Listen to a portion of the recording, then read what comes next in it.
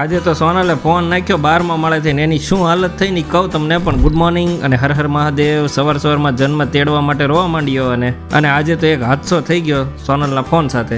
નેટના ટેકે phone મૂકતા phone 12મા માળેથી ગાતો નીચે ગયો અને ફોદા નીકળી ગયા. પછી જન્મ થઈ ગયો ભૂખ્યો એટલે તેને ખવડાવી દીધું ને હું આવી ગયો નીચે કે આ ફોનને પતરા પરથી ઉતારવો કઈ રીતે. પછી આખા કેમ્પસમાં ફાફા મારી, છેલ્લે તો મારી જ ગાડી કામ પર લાગી. ગાડીને લગાવી પતરાના છેડે ને માથે મૂકી ખુરશીને ચડી ગયો ફોન લેવા. 1 સેકન્ડ અહીંયા તો ખાલી પાછલો ગ્લાસ જ છે, મેઇન પાર્ટ તો ગયો છે ખેતરમાં. એટલે ગોતવા પહોંચી ગયા ખેતરમાં. ફાઇનલી ફોન મળી ગયો ને આ સેમસંગ વાળાની મજબૂતી કેવી પડે હો.